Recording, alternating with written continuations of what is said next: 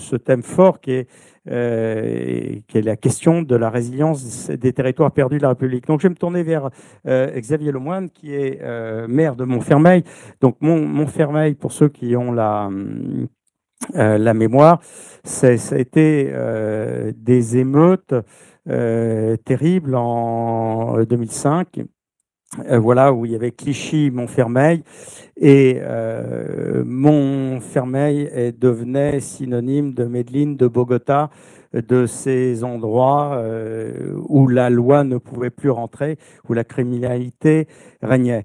Si je me souviens bien, Xavier, vous étiez jeune maire à ce moment-là, c'est-à-dire vous veniez d'arriver, donc comme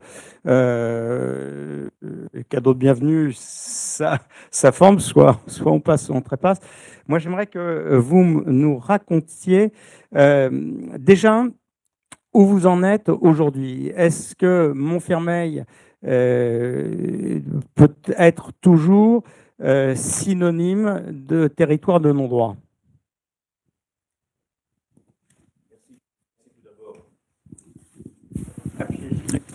Merci tout d'abord de cette invitation. Je vais immédiatement répondre à votre question.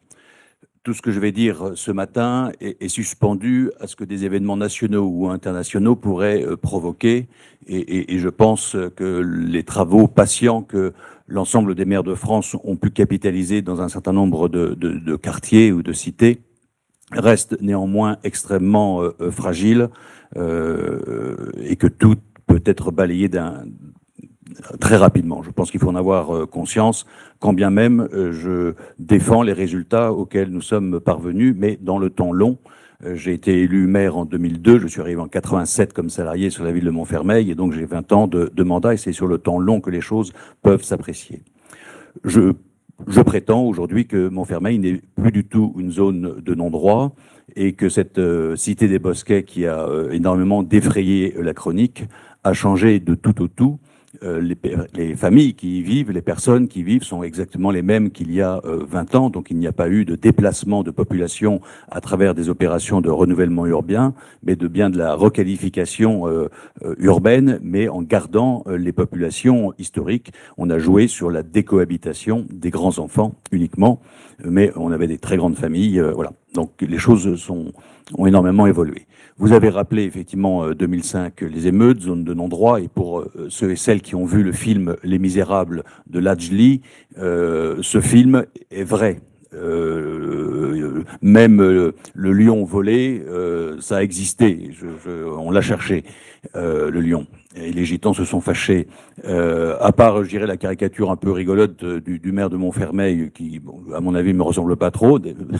Mais à part ça, mais tout le reste. Et ce n'était pas un film manichéen, puisque seule, je dirais, la seule institution républicaine qui était chargée de gérer ce qu'elle pouvait gérer, c'était la police nationale. Il n'y avait strictement rien d'autre. Voilà. Et donc, nous sommes partis des Misérables. Et aujourd'hui, c'est l'un des quartiers qui est devenu la référence architecturale pour tous les Montfermeillois qui me disent « Monsieur le maire, si vous continuez à construire, vous construisez aussi joli qu'au Bosquet ». Et nous avons réussi, il y a 2 ans, à ouvrir une résidence senior. Alors, la résidence senior, ça veut dire quoi? Ça veut dire que toutes les populations qui ont habité dans la crainte des Bosquets toute leur vie en étant à quelques centaines de mètres dans le pavillonnaire décident à la fin de leur vie, avant éventuellement de rentrer dans une EHPAD, eh bien de continuer cette vie à Montfermeil en plein cœur de la résidence qui leur a fait peur pendant des décennies. Ce qui montre à l'évidence que la perception de cette résidence n'est plus du tout la même. Voilà. Alors comment, rapidement, comment arriver à ce résultat-là? D'abord, je considère que tant que l'on n'a pas redonné dignité et fierté aux populations que nous accueillons dans nos villes, par l'extrême qualité de l'urbanisme, de l'architecture et de l'espace public, tout le reste est vain. C'est un préalable à tout, c'est insuffisant, absolument. Si on s'arrête là, on fait la moitié du boulot, enfin on fait rien du tout, on met beaucoup d'argent, 350 millions d'euros sur Montfermeil, 1000 démolitions, 1000 reconstructions, 500 réhabilitations, plus un certain nombre d'équipements publics. Bien. Et quand vous avez redonné dignité et fierté à une population, et que ce sont les institutions qui lui ont redonné cela, les populations rebasculent du côté des institutions. et en termes de sécurité, ça fait la différence. Avant, vous amassez des moyens, vous n'arrivez à rien, sinon à faire du maintien de l'ordre, mais c'est tout, pas de la sécurité, et pas de la tranquillité publique en tout cas. Et au moment où vous avez redonné dignité et fierté, il y a un moment où la population se dit « oui, les institutions sont les plus forts, ils ont décidé d'être les plus forts par rapport à tous ceux qui veulent garder un espèce d'écosystème qui leur est favorable », et à ce moment-là, ça bascule. Premier point. Si on s'arrête là, il faut continuer. Deux politiques, pour moi. L'éducation, et voilà, il y a eu confirmation il y a 5 minutes à l'écran, et la culture. Les enjeux dans nos quartiers, avant d'être socio-économiques et urbains, sont des enjeux culturels. Et ne pas avoir, les politiques publiques n'ayant pas suffisamment pris en compte ces enjeux-là, on s'est retrouvé avec des dysfonctionnements très graves, socio-économiques et urbains, qui nécessitaient certes des politiques de rattrapage, mais il fallait, me semble-t-il, remonter à l'ordre des causes et non pas courir après, excusez-moi, les conséquences. Pour l'éducatif, c'est très simple. On prend les enfants dès la crèche. Voilà. Parce que c'est très petit que l'on peut déceler les différentes carences, quelles qu'elles soient, elles sont multiples, et en lien avec les parents, y remédier progressivement. Et puis, maternelle, etc. Bien. Nous étions dans le dernier tiers, en niveau scolaire de la Seine-Saint-Denis, il y a encore 10 ans. Nous sommes remontés dans le premier quart de la Seine-Saint-Denis. Ça reste la Seine-Saint-Denis si on compare par rapport à d'autres académies ou à d'autres départements, peu importe. Mais c'est la réalité. Et ça, c'est un travail constant en remettant les parents dans leur place de premier éducateur de leurs enfants. Et nous venons en appui aux parents par un tas de, je dirais, de moyens qui sont mis à leur disposition dès lors qu'ils en éprouvent le besoin. Et ça nécessite effectivement un coefficient confiance avec les parents extrêmement fort, mais on s'attache à le créer. Deuxième, je pourrais en dire beaucoup plus sur l'éducation, mais on va en rester là. Sur la question de la culture. Il est à noter, je fais cette digression, mais qui n'en est pas une, que la ville de Clichy-sous-Bois et la ville de Montfermeil ont été dévastées par les émeutes de 2005. D'abord parce qu'il y avait une tension entre les quartiers, entre ceux qui avaient fait le buzz et le bins et les autres quartiers. Et puis toutes les télévisions du monde ayant filmé à satiété ces images-là, notre image était totalement dégradée avec une chute spectaculaire du prix de l'immobilier, notamment pour ne parler que de cela. Bien. Eh bien, c'est par la culture que Clichy-sous-Bois et Montfermeil se sont réconciliés sur elles-mêmes et ont restauré leur image. À Clichy, c'était Clichy sans cliché, donc des grands reportages photographiques et puis des résidences d'écrivains. Nous, c'est par un défilé de mode. Alors, défilé de mode, ça peut faire rire tout le monde. C'est la représentation quand même du corps en public. Et entre le string et la burqa, vous avez toutes les nuances intermédiaires, et mettre 40 nationalités d'accord sur la représentation du corps en public, c'est déjà en soi un enjeu. Et puis ensuite, ce défilé, il se fait en 2 temps. Dans le premier temps, il se fait, c'est ce qu'on appelle l'aspect traditionnel, c'est chacun défile dans ses habits traditionnels. Ma vie a commencé dans un autre pays, et je suis fier d'être connu, d'être reconnu dans cette particularité. Si je m'arrêtais à ça, je flatterais le communautarisme. C'est pas le style de la maison. Donc, deuxième partie, on ne fait pas l'un sans l'autre ou l'autre sans l'un. Deuxième partie, ce sont des créations originales de vêtements à partir d'une idée commune qui va puiser dans le grand patrimoine culturel européen. La première année, c'était décembre 2005, juste après les émeutes, on a pris les noms de rues du quartier qui avait brûlé. Ça tombe bien, rue Picasso, Utrillo, Derain, Monet, Degas, etc. Et puis on est allé sur plein d'autres thèmes. Les monuments de Paris, il y avait la Tour Eiffel, le Panthéon, l'Arc de Triomphe, mais il y a aussi Notre-Dame de Paris et le Sacré-Cœur. La musique, musique de Bach à Sibelius, un répertoire totalement inconnu du plus grand nombre, et ainsi de suite, et ainsi de suite. Et au bout de quelques années, on s'est fait repérer par LVMH, qui parraine maintenant ce défilé culture et création. Donc en termes d'image, plus je dirais tous les dérivés de l'action de LVMH sur nos villes, à Clichy comme à Montfermeil notamment. Voilà. Et ça, et un jour, Claude Dillain, mon alter ego de Clichy-sous-Bois, hélas décédé aujourd'hui, on était au 13e étage d'une tour avec un journaliste, Jérôme Bouvier. On se lamentait sur cette tour. Serge Castello connaît bien cette tour au trio. Bien. On se demandait, on la détruit, on la laisse. Et je disais, de l'ambition qu'on aura pour cette tour dépendra l'ambition qu'on aura pour notre ville. Et on reparlait entre nous de la culture. Et à 2 secondes d'intervalle, tous les 3, on s'est dit, ce sera la tour Médicis. Nous sommes allés 15 jours après à Rome, visiter la Villa Médicis. 15 jours après, nous étions dans le bureau de Frédéric Mitterrand. Et 15 jours après ou 3 semaines après, il était venu sur le quartier voir, comprendre ce que l'on voulait faire avec la culture, en disant que c'était la clé de voûte de toutes les autres politiques sectorielles qui avaient été mises en place sur ces deux villes. 750 millions d'euros sur les deux villes pour la NRU, un tramway, un commissariat, maintenant bientôt un métro, et tous les présidents de la République successifs et tous les ministres de la Culture successifs ont soutenu ce projet qui sera ouvert dans 2 ans. C'est sur 7000 m², une entreprise unique, je dirais, d'incarnation de la culture et de participation des habitants à la culture. Ça, c'est le fruit eh bien, de 15 ans de travail par ailleurs. Et pour moi, c'est véritablement la clé de voûte de tout ce que l'on a pu faire par ailleurs. Lorsque j'avais 225 voitures brûlées par an et 200 vols à l'arraché par an, j'en ai aujourd'hui à peine 5 dans chacune de ces deux catégories. Je pense être, on n'a plus de chiffres tout à fait... je ne veux pas polémiquer, c'est pas le lieu, mais on doit être, je pense, dans les 8, 7 ou 9e ville la plus sécure de Seine-Saint-Denis, après avoir défrayé les chroniques du Parisien tous les matins avec nos bêtises il y a quelques années. Donc voilà, en restant très prudent, parce que les événements nationaux ou internationaux peuvent à tout moment, je dirais, retendre la situation.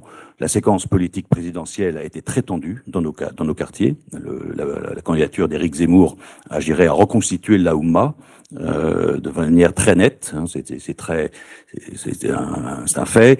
Les derniers faits atroces, je dirais, retendent la situation et je sens qu'il y a des forces obscures qui peuvent travailler nos populations et qui peuvent balayer d'un revers de main. C'est pour ça que je reste extrêmement prudent dans tout ce que je viens de dire, même si je tiens à défendre ce qui a été fait. De toute manière, outre le semeur, outre le moissonneur. Merci Xavier. Et ce travail par rapport au territoire perdu de la République, ce que ça nous enseigne, c'est que ce n'est pas une fatalité. Et je vais donner la parole à Thierry Mallet. Maintenant, Thierry Mallet, donc le président de Transdev, donc c'est les mobilités, les mobilités qui permettent de circuler. Mais c'est en France, et donc je crois qu'il y a un tramway qui arrive en ferré. Mais ce que j'aimerais, c'est qu'on aille, qu'on change de continent et qu'on voit dans une ville, Medellín, dont la réputation était autant sinistre qu'a pu l'être celle de Montfermeil, et comment une entreprise comme Transdev a analysé, réfléchi à partir de cet exemple. Thierry. Oui, alors on va parler de mobilité physique. Vous m'entendez là maintenant? C'est bon. Bon. On va il a des faiblesses, oui.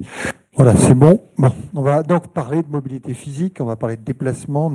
Le métier de Transdev, c'est effectivement d'accompagner tous les jours 11 millions de personnes dans leur déplacement quotidien, et on fait ça dans 18 pays, et on fait ça notamment en Colombie. Et notre métier, c'est effectivement d'accompagner les gens, parce qu'on ne se déplace pas pour se déplacer, on se déplace pour aller étudier, pour aller travailler, pour se soigner, pour aller voir des amis, pour se divertir. Donc il y a toujours un motif à ce déplacement. D'ailleurs, le déplacement domicile-travail, le déplacement pour étudier, c'est quasiment plus de la moitié des kilomètres qu'on parcourt tous les jours en moyenne. Notre métier, c'est quelque part d'assurer la cohérence sociale, l'inclusion sociale, et l'inclusion territoriale, et on voit aujourd'hui qu'on est lié à des fractures qui peuvent être sociales et territoriales. On en a parlé tout à l'heure, et l'enjeu de la mobilité est important pour pouvoir sortir d'un quartier. Je ne vais pas parler des quartiers difficiles, mais on sait chez Transdev que c'est des endroits où on a parfois même du mal à maintenir des services, parce que l'insécurité, le KSH fait qu'il y a la volonté du quartier de ne pas se relier au reste du monde et de rester indépendant. Et ça, c'est un vrai souci sur certaines villes en France, mais je pense que Serge et Édouard Reynaud qui interviendront, en parleront mieux que moi tout à l'heure sur la réalité, parfois la difficulté à établir des services en France. Je voudrais vous raconter l'histoire de Bogota. On ne va pas aller à Medellín, on va aller à Bogota. Enfin, ça reste en Colombie. Alors, Bogota, c'est une ville assez exceptionnelle, puisqu'il y a 20 ans, le maire de Bogota, Pedralosa, a décidé de faciliter au maximum les déplacements au sein de la ville. Et je vais en parler avant de parler du téléphérique.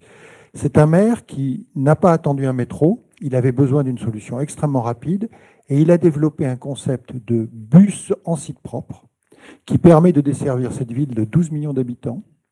Ces bus en site propre transportent aujourd'hui, ça a été mis en place en 5 ans, alors qu'un métro aurait duré 10-15 ans, et ce bus en site propre permet de transporter tous les jours 2,5 millions de personnes.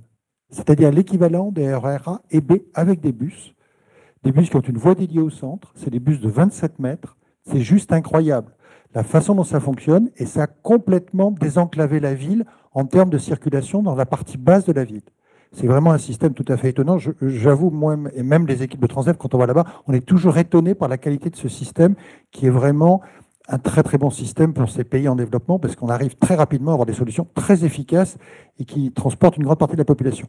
Le problème a été tous les quartiers informels de la ville, qui sont effectivement, c'est une ville en creux, vous avez la montagne autour, et vous avez plein effectivement de ce qu'on va appeler des quartiers informels qui sont des bidonvilles, qui se sont bâtis sans structure, sans route, avec un cheminement au milieu, et dans lequel on n'arrive pas à rentrer.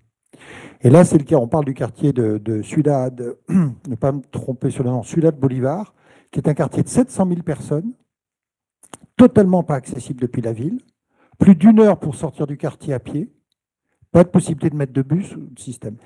Et le choix qui a été fait, ça a été l'installation d'un téléphérique qui monte dans la montagne et qui permet justement de débloquer le quartier. Ça a été l'occasion d'aménager chaque pied de pylône et chaque station. Il y a 4 ou 5 stations le long du trajet, puis il y a des pieds de pylône. Les pieds de pylône sont devenus des lieux où il y a eu des écoles, des centres d'échange. Les stations de téléphérique sont devenues des lieux de magasins alors qu'il n'y avait aucune boutique, aucun magasin. Nous-mêmes, on a été chercher les gens des quartiers pour faire fonctionner le système, pour faire fonctionner le téléphérique. Tous les employés viennent du quartier, volontairement, et ça a totalement transformé. Alors, pour l'instant, autour des pylônes, c'est en train de bouger progressivement. C'est un quartier dans lequel maintenant on ne met plus que 13 minutes pour se relier au centre, au système, au grand BRT urbain, grâce au téléphérique. Et au moment où il y a eu des émeutes également à Bogota, si vous voulez, il y a 2 ans, eh bien, personne n'a touché au téléphérique. Le téléphérique a été protégé comme un élément d'insertion d'un quartier dans la ville qui permet à ce quartier, qui est un quartier avec du fort banditisme, qui est vraiment l'image très négative qu'on peut avoir de Bogota, est en train de se transformer progressivement. Ce qui est intéressant, c'est que ce téléphérique a aussi un double effet, parce que l'échange culturel, il est dans les 2 sens. C'est-à-dire que les gens du quartier vont vers Bogota, mais beaucoup de gens qui habitaient en bas, qui n'osaient pas rentrer dans ce quartier parce qu'il était dangereux, vont le voir, le visitent.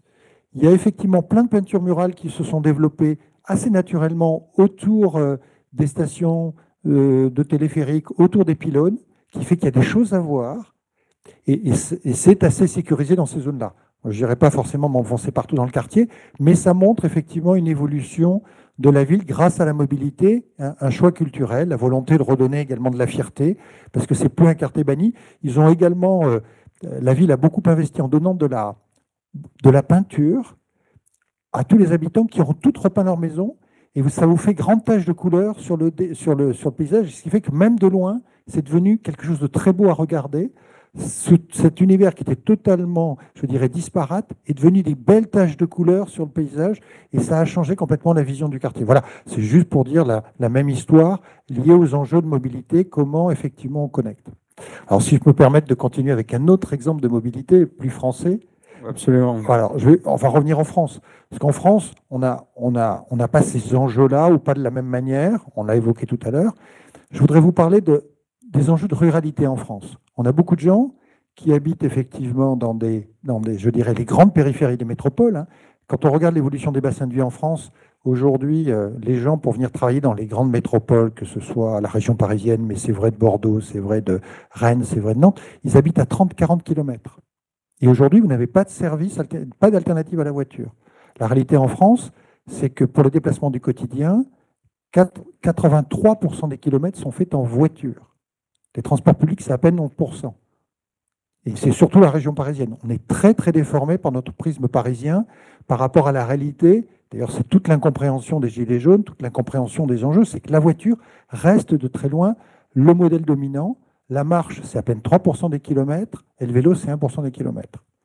By the way, le vélo aux Pays-Bas n'est jamais que 8% des kilomètres. Hein. Ce qui montre que même si c'est 40 ou 50% des déplacements, quand on le ramène au kilomètre, ce qui est vraiment la bonne mesure, on s'aperçoit que le vélo ne sera pas la solution. Même dans un pays comme les Pays-Bas, qui est 4 fois plus dense que nous, ça ne marche pas de la même manière. Donc la voiture reste élément clé. La voiture qui a été pendant très longtemps, et ça le reste encore, un symbole de liberté, ça vous permet de partir quand vous voulez, d'aller où vous voulez, c'est aussi devenu un piège, parce que ça représente quelque chose d'important pour le coût des budgets, pour les budgets, surtout quand vous habitez de plus en plus loin de votre lieu de travail, ce qui est le cas pour une grande partie de la population. Et donc, les solutions qu'on a commencé à développer pour pouvoir desservir ce type de population, c'est des parkings relais et des cars express. On pourrait aussi parler du train. Alors, l'avantage, c'est qu'encore, c'est des solutions très rapides à mettre en œuvre. La solution dont je vais vous parler, elle existe entre la ville de Créon et la ville de Bordeaux. Créon est à 30 km de Bordeaux. On a mis une ligne de car express qui est un car à haut niveau de service avec le Wi-Fi, avec des prises, qui vous permet de relier la ville de Bordeaux tous les jours avec 4 ou 5 arrêts. C'est un vrai service. Ça démarre à 6 h le matin, ça se termine à 22 h le soir. Vous en avez tous les quarts d'heure en heure de pointe. Et depuis le début, on a plus de 1000 personnes par jour sur cette ligne-là qui ont abandonné leur voiture pour prendre le car.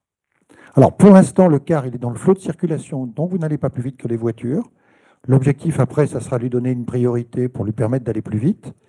Mais aujourd'hui, dès maintenant, ça a permis à ces gens, à tous les utilisateurs, d'économiser 200 € par mois d'essence. Voilà, c'est juste pour expliquer, on retrouve un peu la problématique des gilets jaunes. Aujourd'hui, on s'est très bien occupé des métropoles, pas des périphéries. C'est là qu'est l'enjeu, c'est là qu'est aussi un fort vote contestataire de gens pour lesquels on n'a pas donné de solution et qui se sentent effectivement dans un no man's land, prisonniers de leur voiture, parce que 200 € par mois, quand vous gagnez 1000 ou 1200 € par mois, ça fait beaucoup d'argent. Donc on voit bien qu'effectivement, la mobilité est un moyen de répondre à la fois à cette capacité de se déplacer, parce que ça vous donne aussi la liberté pour utiliser votre voiture pour faire autre chose. Parce que de fait, on n'arrivera pas à offrir des services pour tous vos déplacements. Mais si déjà on résout le trajet domicile-travail, le trajet vers le centre, on a résolu une partie de la solution. Voilà le type de solution. Il y en a plein d'autres sur lesquelles on travaille pour avoir des offres en zone peu dense. Alors, on ne vient pas vous chercher devant votre domicile. La voiture, elle vous sert encore pour aller jusqu'au parking relais, mais vous faites 10 km au lieu d'en faire 40 ou 50. C'est ça le choix. Et ces 10 km ou ces 5 km, demain, vous pourrez peut-être les faire avec un vélo électrique, sous réserve d'avoir un parking sécurisé et d'avoir effectivement les voiries qui vous permettent d'y aller. Et ces 10 km aussi dans la zone périphérique, vous les faites en 10 minutes. Ça veut dire que demain aussi, vous pouvez demander à quelqu'un, en passant un coup de fil, de venir vous chercher et vous éviter d'avoir deux voitures. Voilà le type de solution qu'on est en train de développer pour permettre aux gens de se déplacer plus facilement et plus librement, ce qui est d'ailleurs notre raison d'être. On a vu dans la première intervention de Xavier Lemoine l'importance de prendre en considération les gens, ce qu'ils sont, le respect. On a vu finalement une idée de mise en relation avec l'autre, de désenclavement, et l'intervention de Boris Cyrulnik finalement nous racontait des univers enclavés, des univers qui peuvent être mentaux et pas seulement physiques.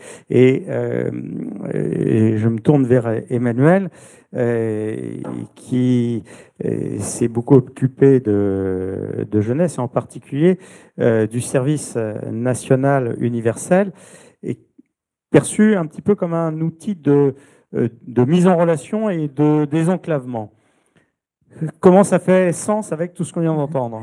Merci beaucoup. Donc oui, j'étais jusque très récemment directrice de la jeunesse et de l'engagement donc au ministère de l'Éducation nationale et de la jeunesse, et en particulier en charge du SNU, le service national universel, qui est donc en fait qui s'inscrit dans la continuité de choses qui existaient déjà. Et je ne résiste pas à l'idée de citer l'excellent manifeste pour un service civique obligatoire, dont l'un des auteurs, pour faire dire l'auteur principal, est Max. Mais donc là, précisément, le service national universel, c'est parti d'abord d'un constat, c'est que l'on a vu, on a cité 2005, on peut citer évidemment le Bataclan, Charlie Hebdo avant, plus récemment encore l'assassinat de Samuel Paty. Toutes ces violences-là, donc banalisées surtout par la réaction qui a pu, ou l'accueil de ces violences-là par les générations montantes, qui n'était pas du tout finalement ce à quoi on s'attendait. On voit bien la difficulté qu'on a eu à faire respecter des minutes de silence. On voit bien aussi parfois même des réactions qui nous semblent totalement folles, mais très enthousiastes face à de tels actes. Et là, on a vraiment pris la mesure presque d'une rupture de matrice de valeurs entre les générations montantes et notre idéal républicain, parce que c'est de ça dont on parle au final. Et donc, effectivement, le service national universel, alors, Monsieur Cyrulnik, nous, on est plus modestement, on s'est fixé comme objectif donc de toucher les jeunes adultes. Donc, c'est à partir de 15-16 ans et ça s'inscrit vraiment un peu comme un rite de passage à l'âge adulte, sans compter qu'on ne sait pas trop ce que va devenir le baccalauréat. Donc, on sait bien qu'il faut des rites républicains forts pour justement nourrir cette fierté d'appartenance. Et l'enjeu, c'est justement de faire nation et surtout de dire aux générations montantes et qu'elles le vivent elles-mêmes et qu'elles se l'approprient, c'est important d'avoir une vie familiale, une vie professionnelle, une vie sociale, mais la vie citoyenne est aussi quelque chose d'extrêmement important et vous avez un rôle très utile, sans compter qu'on a désormais des vies qui sont beaucoup plus fracturées. Avant, on avait des vies assez linéaires. On étudiait jusqu'à 15, 20, 25 ans selon son niveau d'études. Après, on travaillait dans une entreprise, souvent la même, souvent dans le même emploi. Et ensuite, on partait à la retraite. Aujourd'hui, on sait qu'il faut se former et apprendre tout au long de la vie, qu'on va avoir plusieurs vies professionnelles et que là encore, on a aussi des vies familiales qui peuvent être multiples. Et donc, la vie citoyenne, c'est une dimension extrêmement forte parce que c'est précisément appartenir à un collectif. Donc, le SNU, l'ambition, c'est déjà justement de travailler cette éducation démocratique qu'évoquait Monsieur Cyrulnik, Boris Cyrulnik, c'est précisément de se dire, parce qu'il y a éducation morale et citoyenne à l'école, mais on sait bien que c'est dans le cours d'histoire géo et que finalement on le fait quand on a le temps, et puis finalement les professeurs ne sont pas toujours très équipés pour cela, et surtout la citoyenneté, ça se vit, c'est-à-dire c'est pas un enseignement de base, enfin de haut en bas, c'est vraiment quelque chose qui se vit. Donc c'est l'ambition de cette politique innovante qui est vraiment pour favoriser l'engagement des jeunes, parce qu'on s'est rendu compte aussi que les jeunes s'engagent quand ils sont dans un milieu où en fait, il y a déjà des adultes autour d'eux qui sont engagés. Donc, il y avait il y a une inégalité d'accès à l'engagement. Donc, très concrètement, le SNU, 3 étapes importantes.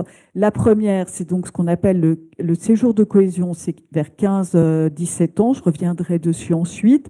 Donc, ensuite, c'est ce qu'on appelle des missions d'intérêt général, c'est-à-dire qu'on va demander aux jeunes de s'engager dans leur territoire dans le prolongement de leur séjour de cohésion.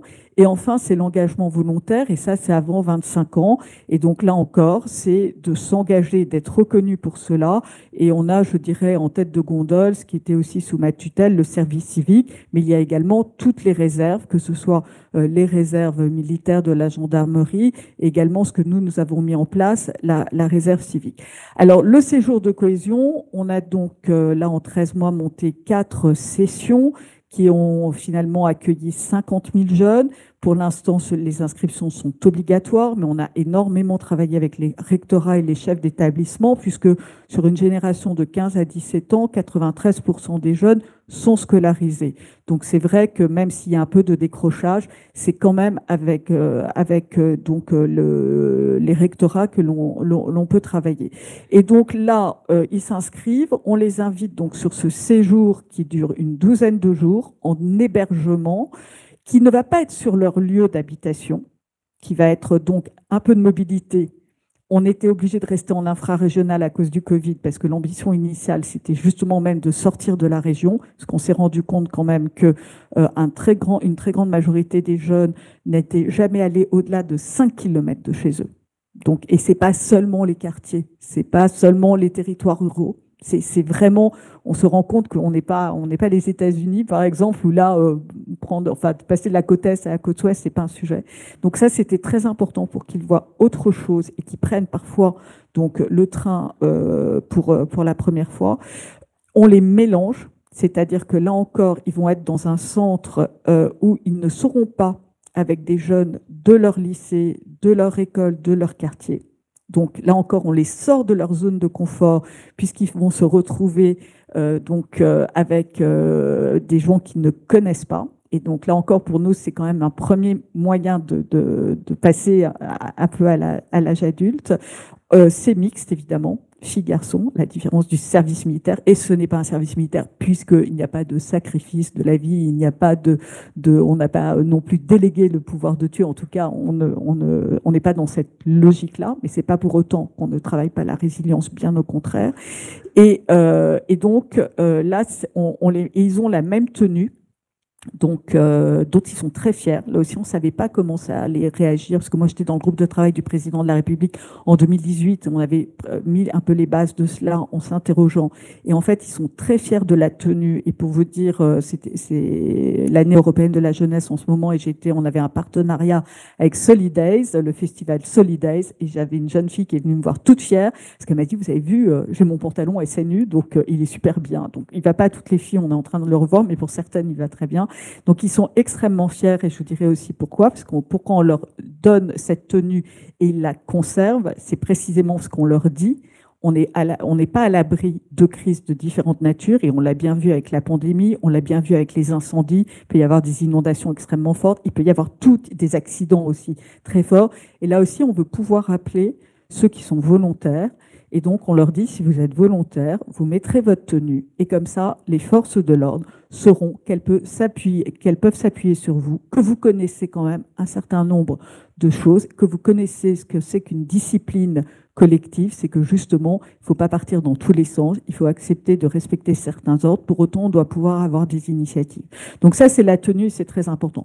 Pendant les 12 jours, on a en fait 7 grandes thématiques qui vont vraiment concentrer ce séjour, qui est aussi en fait construit par le chef de centre, donc qui est soit de l'éducation populaire, c'est-à-dire des colonies de vacances, des centres de loisirs, soit de l'éducation nationale, soit des corps en uniforme, et des vétérans, des volontaires, c'est-à-dire qu'on ne prend pas sur l'active, mais bien sur les volontaires. Et c'est lui qui va faire le programme de son séjour, en le personnalisant aussi beaucoup au lieu et à la région au sein duquel se tient le séjour, de façon à ce que là aussi ce soit très organique et qu'on offre le meilleur aux jeunes. C'est-à-dire qu'on va mobiliser aussi toutes les forces qui sont autour de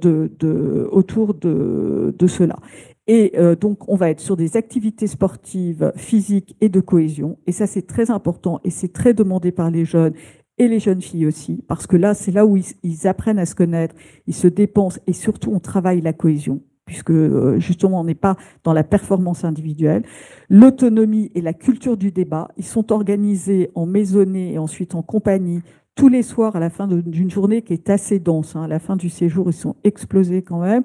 Eh bien, ils vont avoir 1 heure de débat interne, démocratie interne. Et donc, sur des sujets qu'ils vont choisir, qui peuvent être de toute nature, des sujets les plus sérieux. Un des derniers centres que j'ai visités, une des maisonnées me disait, nous, un soir, on a discuté sur pour ou contre le beurre salé. Donc, vous voyez, ça va aller justement du port du voile au beurre salé, mais c'est surtout pour justement nourrir cette culture du débat, dire on peut avoir des idées différentes, mais finalement on a les mêmes valeurs, des valeurs profondément humanistes, et donc on peut avancer. La connaissance des services publics et l'accès aux droits, puisque là aussi l'enjeu c'est de dire les jeunes, la première fois qu'ils peuvent voir un magistrat ou un représentant des forces de l'ordre, c'est pas forcément dans des circonstances agréables. Et donc là c'est de dire voilà, à quoi servent les forces de l'ordre, quel est en fait notre contrat républicain, notre contrat démocratique, et aussi l'accès aux droits, parce que très souvent ils ne savent pas, et c'est également pour les sortir d'une posture éventuellement victimaire. Et enfin, la citoyenneté des institutions nationales et européennes, la culture et le patrimoine, parce que là encore, il faut s'ancrer dans cette culture et ce patrimoine, et justement, il peut être extrêmement large, pour autant, on a un ADN commun, et c'est très très important. Il faut avoir une exigence. Là encore, il faut aussi avoir cette exigence. Évidemment, l'engagement, la défense, sécurité et résilience nationale, parce que pendant ce séjour de cohésion, le service, la direction de la jeunesse des armées vient faire l'équivalent de la journée défense et citoyenneté, qu'on appelle défense et mémoire, mais on va leur donner leur équivalence. Mais au-delà de ça, les forces la gendarmerie très souvent intervient aussi, les pompiers, les sapeurs-pompiers, la police, donc pour justement initier donc les jeunes à tous les enjeux de défense, sécurité et résilience nationale. Et là encore, on sent un très grand intérêt des jeunes parce que on investit sur eux, c'est la dignité, c'est la confiance que vous évoquez, et ça, c'est important. Et enfin, développement durable et transition écologique, qui est aussi un des vrais sujets.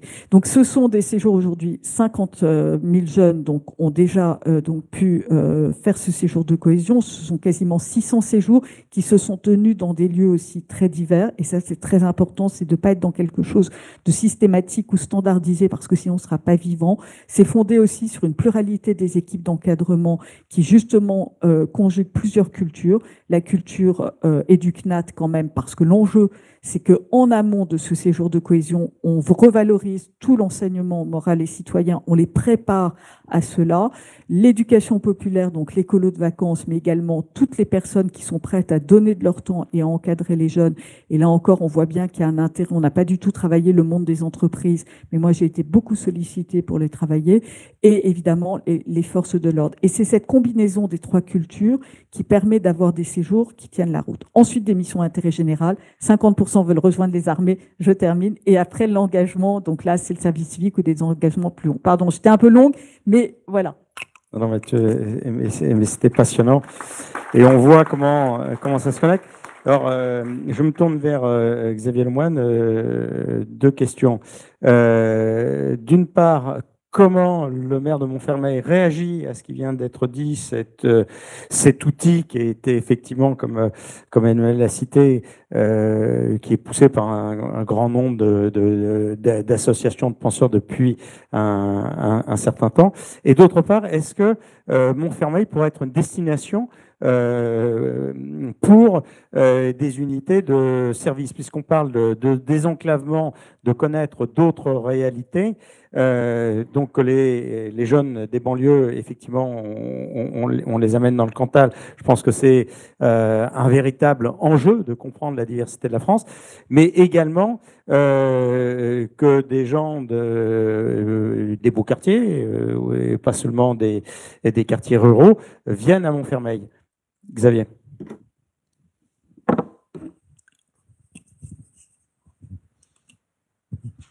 Je souscris pleinement à ce que j'ai entendu et sur les grands fondamentaux, et pour rien vous cacher, je tente actuellement de faire venir une association qui a été créée par d'anciens militaires et qui organise ce stage de rupture en Bretagne sur des considérations, c'est Irvine, si vous le connaissez, voilà. Et j'ai toujours une maison et un terrain à leur disposition pour qu'ils puissent ensuite les rapatrier sur nos deux villes, ils seraient en provenance, ces jeunes de nos deux villes, pour ensuite continuer l'accompagnement en direction des entreprises qui prennent des engagements vis-à-vis de ces jeunes et cette association. Bon, si je peux, grâce à vous, madame, permettre à Irvine d'avoir tous les moyens nécessaires pour pouvoir aller jusqu'au bout de la mission sur Clichy-sous à Montfermeil, j'en serais très heureux. Mais c'est fondamentalement cet esprit-là, avec ce stage de rupture, cette cohésion, cet exercice de la démocratie, de l'entraide, de l'effort, etc. Et dans 80% des cas, on sort les gars et les filles de l'ornière temporaire. À titre personnel, sans raconter ma vie, moi je suis un pur produit de l'échec scolaire républicain. J'ai pas de bac, j'ai pas de BPC, j'étais traîné de force jusqu'à l'âge de 16 ans, dispensé de cours de maths, dispensé de cours de physique. Seule la marine marchande a voulu de moi à l'âge de 16 ans, c'est ce qui m'a sauvé. Donc je dirais ça a une résonance en moi quand je vois ces jeunes. Et la première école Espérance banlieue a été créée à Montfermeil sur le cahier des charges du maire de Montfermeil. Rapidement, les bouffons, c'est les premiers de classe qui se font casser la gueule à la récré parce que être premier de classe, c'est faire allégeance au pays d'accueil. Ils sont pas des centaines, mais c'est la réalité quand même dans nos quartiers. 2, les agités. Les agités, c'est tous les gamins qui sont dans nos dispositifs de réussite éducative. Sauf qu'un jour, on m'a demandé de les accueillir de mon bureau et de leur parler de la ville. Alors moi, je suis un ancien marin, j'aime bien les grandes cartes, les grandes photos aériennes, donc mon bureau en est tapissé. Et je passe 2h30 avec eux. Pas un chahut, que des questions intelligentes. Et si jamais je m'étais un peu fourvoyé sur une réponse, ah, monsieur le maire, t'as dit ça et maintenant tu dis ça, t'es un menteur. Je dis, attends, on va reprendre le truc, je vais t'expliquer. Bon. Et je me dis, mais ils sont en échec scolaire, ils sont dans notre dispositif de réussite éducative. Eux, ils veulent savoir le pourquoi et le comment découle du pourquoi. Mais si on leur donne pas le pourquoi et le comment, ils s'en foutent. Bon, bref. Ça m'a rappelé des souvenirs, de mauvais souvenirs, très mauvais souvenirs. Et puis après, c'est toutes ces familles de culture, de confession musulmane qui, sur un certain nombre de choix de conscience, ont été heurtés par quelques digressions que l'éducation nationale, il y a quelques années, s'était permise. Bon, en Seine-Saint-Denis, on y a mis bon ordre rapidement parce que de toute façon, c'était les journées de retraite de l'enfant, c'était 40% de gamins en moins. Ça a été très très loin et il y a une rupture rupture, je dirais, du lien de confiance entre ces populations-là et l'éducation nationale, et on a vu partir en flèche soit les recherches de terrain pour des écoles coraniques, ce qui est le cas, soit la scolarisation à la maison, et quelques années après, on essaie d'y mettre fin, mais il y avait un vrai phénomène. Bon, tout ça, c'est pour dire que je souscris pleinement à cette pédagogie et à cette nécessité de faire comme je buvais du petit lait, et j'étais très heureux de savoir que c'était avec ce niveau d'exigence-là que vous faisiez. Alors, les plaquettes publicitaires, ce que j'ai pu en entendre, je dirais, étaient très loin de me faire découvrir la richesse de votre dispositif. Je me permets de le dire en toute simplicité, mais peut-être qu'il y a à le faire mieux connaître dans sa profondeur et dans son exigence. Voilà. Et pour Montfermeil, je suis preneur de toutes solutions qui peuvent apporter à nos jeunes, ou éventuellement, si Montfermeil peut apporter à d'autres une connaissance. Et si j'ai indiqué Espérance banlieue, c'est qu'effectivement les professeurs et toute l'équipe pédagogique venaient plutôt, on va dire, de l'ouest parisien. Ça a été pour certains, alors souvent certains faisaient ça à un moment d'un stage, et il se trouve que la maison est grande chez nous, puisque tous nos enfants, on les a tous vendus, donc ils sont grands, c'est tout, ils sont juste mariés. Et donc, on pouvait les accueillir, puisque l'enclavement de Montfermeil était une vraie difficulté. Et j'avais des très beaux parcours, Sciences Po, école de commerce, normale et autres. Et des jeunes qui, au bout de 15 jours, 3 semaines, 1 mois dans cette école, à Montfermeil, me disaient « Monsieur le maire, on a compris que l'enjeu de la France, il se joue dans nos banlieues. Eh bien, j'irai au bout de mes études, mais après, ce sera pour enseigner, ce sera pour me diriger en direction des métiers qui servent ces publics-là. » De vraies conversions, au sens fort du terme, de quelqu'un qui réoriente sa vie en fonction d'enjeux importants qu'il a découverts. Et ça, c'est aussi une fierté de notre ville. Merci Xavier. Je me tourne vers Thierry. On a vu les mobilités, donc on sait l'importance que les mobilités dans zone urbaine ont eu, l'arrivée du tramway. Donc, quand il y a un projet et quand on accompagne en mettant en relation, en donnant la possibilité de se déplacer, c'est également un des points qui est très structurant dans le service national universel, c'est-à-dire de ne pas rester dans sa cage d'escalier. Ça, quand on en parlait avec Xavier Lemoine, c'est vraiment le point de départ. Mais il y a les territoires ruraux. Les territoires ruraux, c'est quand même la plus grande partie de la France. Et donc là, on a parlé beaucoup d'espaces urbains, mais il y a des expériences que Thierry, que tu as menées, pas en France. La France n'est peut-être pas forcément en avance là-dessus. Et quand on parle de mobilité entre territoires, entre régions, on pense TGV. Mais le TGV, on le prend rarement pour aller travailler tous les jours le matin. Thierry. Alors, on va reparler effectivement de la mobilité. Alors, tout à l'heure, j'évoquais le cas assez simple encore à résoudre de la mobilité entre des zones très denses et leur périphérie, avec les trains et les cars express, qui sont une vraie solution. D'ailleurs, on voit bien que le train, et on parle beaucoup en ce moment des TER régionaux ou des TER métropolitains qui seront éventuellement une solution pour pouvoir desservir des centres urbains et la périphérie des centres urbains. On a un vrai enjeu en France qui est la ruralité, c'est-à-dire les zones peu denses. Quels sont les moyens de trouver des solutions dans les zones peu denses? Alors, il y a 2 pistes de solutions que nous mettons en œuvre et que nous expérimentons avec les différents territoires. Il y a le transport à la demande, qui est un moyen en reproduisant un peu le modèle de ce que faisait Uber, mais en regroupant les gens, de permettre à des gens d'avoir des véhicules à leur disposition en fonction de l'endroit où on se déplacer sur certains territoires. Mais il y a une initiative qui est plus intéressante parce qu'elle est plus collective et elle répond d'ailleurs à pour certains territoires à un vrai besoin, qui sont des bus de quartier. Alors, c'est des bird bus qui ont été mis en place aux Pays-Bas. Aux Pays-Bas, dans les zones où il n'y avait pas de capacité à faire une offre de transport public parce que ça serait trop cher et c'est trop structuré, ce qui a été mis en place, accompagné très souvent par la collectivité et des opérateurs comme Transdev, ce sont des véhicules qui sont mis à disposition de la collectivité, qui sont des véhicules de 9 places, donc on conduit avec un permis voiture classique. La collectivité le prend en charge et enfin, les habitants ou une association le prend en charge et va conduire ce véhicule. On compte à peu près une vingtaine de personnes pour que le véhicule fonctionne tous les jours. Chaque personne va donner 2 à 3 heures par semaine. Et du coup, ce véhicule va fonctionner, mais sur des routes fixes. C'est plus le transport à la demande, mais il va permettre d'emmener les enfants jusqu'au premier arrêt de bus pour que le bus vienne les chercher. On va emmener les enfants dans le village voisin quand il y a le marché. On va organiser les tournées. C'est les gens du village qui organisent leurs tournées, mais c'est plus du covoiturage. Ce qui est juste pris en charge par la collectivité, c'est l'essence, l'assurance et la formation des chauffeurs pour s'assurer que ce sont des chauffeurs qui sont fiables. Mais après, le reste, c'est elle qui la prend en charge.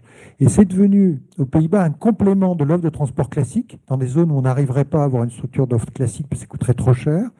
Et ces systèmes associatifs, on en a près de plus de 200 aux Pays-Bas, qui sont venus compléter l'offre classique et qui vont plus loin sur les territoires.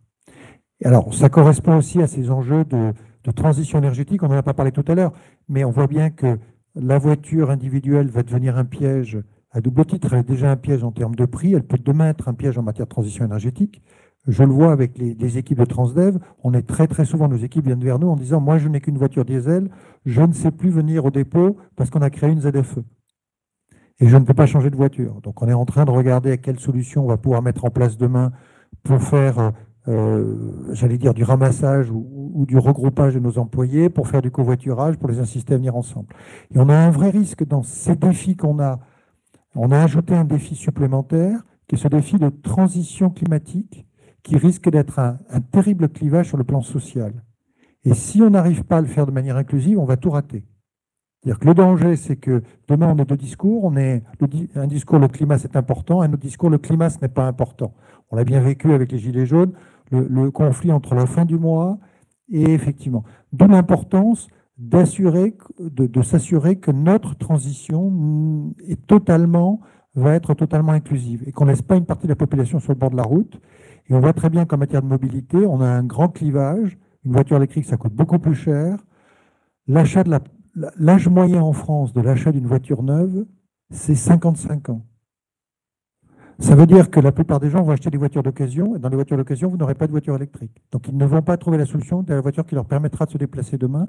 Et il ne faut pas que la mobilité, dans laquelle la voiture est indispensable aujourd'hui, je rappelle 80% des kilomètres du quotidien, dont je ne parle pas des vacances, il ne faut pas qu'on crée une rupture violente. Certains pourront s'acheter une voiture électrique, certains ne pourront pas, et il faut qu'on trouve des solutions pour continuer à ce que tout le monde puisse se déplacer au niveau social. Je parle d'un défi à venir, dans lequel, et on a vécu dans certains pays, on peut prendre les États-Unis, on peut prendre ce qui s'est passé au Brésil, dans lequel il y a une négation volontaire du changement climatique au profit de la politique nationale. On peut même prendre l'Australie, où effectivement, après la mise en place d'une taxe carbone, le Premier ministre a été battu par quelqu'un qui a voulu nier le changement climatique et faire un grand pas en arrière. Donc ça veut dire que notre capacité aussi à réussir le changement climatique, ça va être la capacité à avoir un discours commun qui n'est pas qu'une réalité qu'il faut tout arrêter, mais une réalité dans laquelle on va continuer de trouver des solutions pour inclure tout le monde. Voilà. Alors, quand on préparait cette table ronde, donc les Burbus, c'était un point, mais également il y avait une expérience en Allemagne sur une sorte de métro rural. Et donc avec des reports modales, c'est-à-dire où les gens c'est-à-dire qu'il faut penser à différents échelons, différents moyens, les mobilités sur le territoire. Oui, enfin, une idée importante quand on parle de structuration du réseau. Alors là, sur le plan politique, ce que je vais dire n'est pas très vendeur, mais est vraiment important. C'est qu'aujourd'hui, on imagine la mobilité avec la desserte de toutes les gares en France et un service permanent. Or, ça ne marche pas, parce qu'on voit très bien, on finit avec des gares dans lesquelles il y a 4 trains par jour. Ce qui marche, c'est de la qualité de service, de la qualité d'offre. Les gens n'abandonnent leur voiture que pour une qualité de transport qui est équivalente à la voiture, en termes de temps de parcours. Ça veut dire, je vais vous prendre un exemple en Allemagne, à Düsseldorf, il y avait des lignes de train, on avait à peine 500 personnes par jour, donc ils avaient arrêté de service. On a repris ces lignes, on a remis des services de 6h à 22h, toutes les 20 minutes, on est à 30 000 personnes par jour. Le secret dans la qualité de service, ça veut dire que la qualité de service, vous ne pouvez pas la faire sur toutes les lignes partout. Il vaut mieux garder quelques lignes extrêmement structurantes avec une très forte qualité de service et organiser le rabattement sur ces lignes-là que d'imaginer qu'on a un système capillaire qui va partout. Ça ne marche pas. La gare, vous avez 4 trains par jour, c'est une blague. Personne n'y va, parce que le train ne correspond pas à l'horaire du matin et du soir. Ça vous permet éventuellement d'éviter de prendre votre voiture. C'est juste pour les gens qui n'ont pas de voiture, mais ce n'est pas une solution. Donc, la voiture fera forcément partie de la solution en zone rurale. L'idée, c'est qu'on a besoin de s'en servir beaucoup moins pour beaucoup moins de kilomètres. Donc, ça veut dire qu'effectivement, l'enjeu, ça va de passer à l'intermodalité. Alors, l'intermodalité, ça a toujours été très compliqué. Elle marche très bien dès qu'on a une forte qualité de service. Je peux vous donner un dernier exemple. C'est l'exemple en région parisienne. Alors, on est à 50 km de Paris. Vous êtes à Brie-sous-Forges, juste à côté du place de Chantarnoux.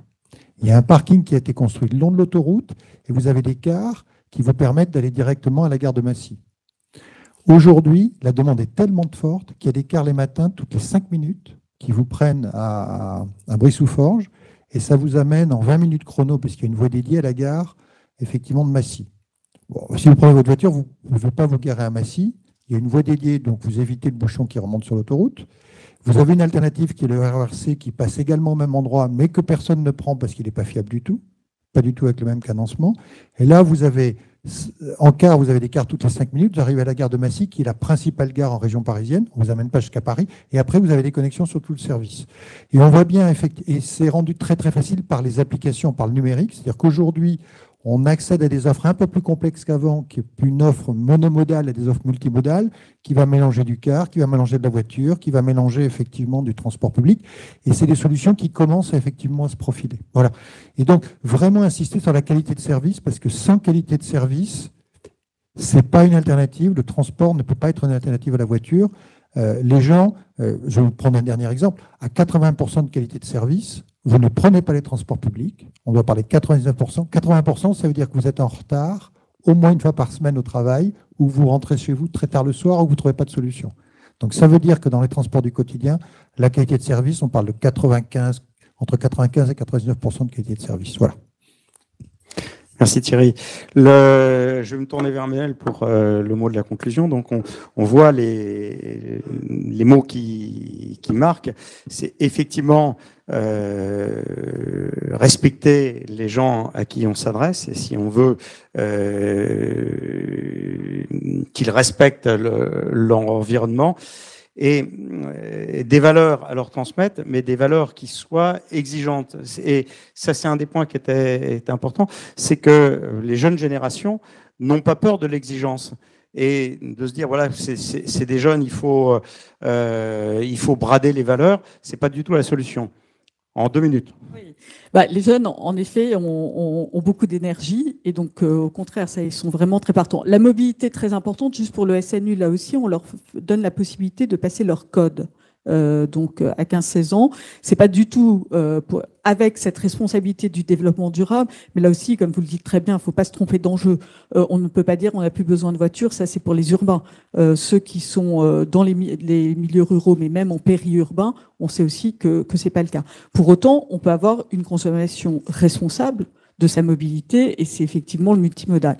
C'est aussi la force du collectif, on l'a bien vu, c'est quand même la résilience, c'est quand même cette force du collectif, et que ensemble, chacun est plus fort, parce qu'on va se nourrir en effet des expressions. Alors, plus pour finir peut-être sur une note optimiste, hein, même si je partage le diagnostic et qu'on est quand même dans une période de turbulence, et pour pas dire plus extrêmement forte, c'est là, il y a une récente étude de l'INJEP, qui est l'Institut de recherche sur toutes les données de la jeunesse. 4 collégiens sur 5 sont prêts à s'investir bénévolement dans des actions collectives, en réalité. Alors, ils s'investissent pas forcément comme nous le faisons nous-mêmes, dans la vie associative, sur une idéologie ou sur un temps long ou sur des grands principes. C'est une génération qui est extrêmement pragmatique. C'est pour ça que le discours vrai, des valeurs carrées, et ensuite un discours pragmatique, lucide et vrai, c'est extrêmement important pour eux. Donc voilà la note positive. Et ils sont plus de 80% sur les 25-30 ans. Et Monsieur Cyrulnik aussi, la dernière enquête sur l'état de morale des jeunes que nous avons opérée, on voit une véritable amélioration après la crise Covid qui a été très impactante sur les jeunes, puisqu'on sait bien qu'elle a accéléré et amplifié des phénomènes qui étaient déjà là. Là où vous avez raison, c'est qu'il y a quand même une 15 à 20% des jeunes, donc c'est une part extrêmement importante, qui est en souffrance et en détresse et en isolement. Et là encore, la rupture de l'isolement, c'est un enjeu fort et c'est un des objectifs du SNU pour cette cohésion sociale. Parce que le principe, c'est qu'il faut sortir de chez soi, donc la mobilité est essentielle à ça. L'isolement, c'est un des points qui est important. Donc, merci Xavier Lemoine, Thierry Mallet et Emmanuel Pérez. J'appelle Gérard Leclerc, puisque voilà, nous avons un petit peu dérapé dans les temps, et qui va...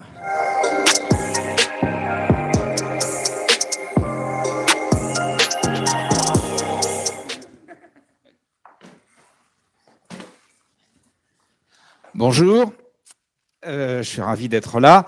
La table ronde, première table ronde qui maintenant tout de suite, c'est sécurité et liberté face aux risques cyber. J'appelle tout de suite les intervenants, le général Christophe Husson, qui est commandant de la gendarmerie dans le cyberespace. Bonjour.